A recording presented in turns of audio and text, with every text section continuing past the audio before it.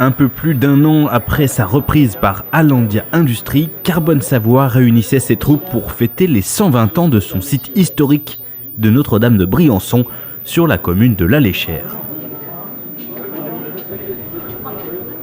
Depuis 1897, le groupe est spécialisé dans la fabrication de carbone et de graphite, une production qui a évolué au fil des années et des crises, comme l'expliquait le directeur du site aux élus invités pour la visite. C'est une installation qui avait été arrêtée en 2012, donc voilà, c'est de l'activité qui repart. On fait des produits carbone et graphite qui ont pour application principalement les alumineries, fabriquer des cuves d'électrolyse qui serviront ensuite à fabriquer l'aluminium, et on fait également en parallèle la production de pâte de brasque, un produit qui servira d'étanchéifier ces cuves.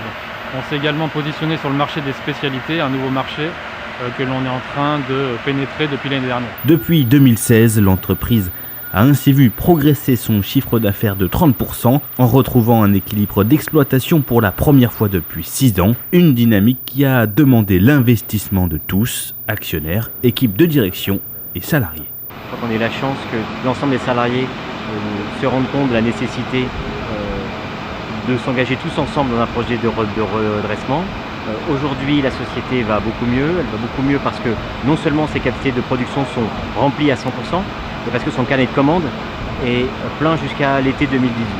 Et pour voir plus loin, pour adapter ses outils de production et réouvrir un atelier fermé depuis 2010, l'entreprise a prévu quelques 24 millions d'euros d'investissement d'ici à la fin 2019. L'objectif, c'est de trouver les moyens d'autofinancer nos investissements. Aujourd'hui, on investit énormément en utilisant l'argent investi par l'actionnaire.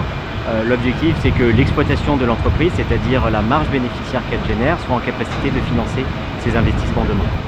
Un bel exemple de redressement qui était salué par les élus présents aux côtés de l'entreprise depuis de nombreuses années, afin que l'industrie reste un secteur d'activité important pour nos territoires. Il faut aimer l'industrie parce qu'elle fait partie de notre code génétique savoyard dans nos vallées.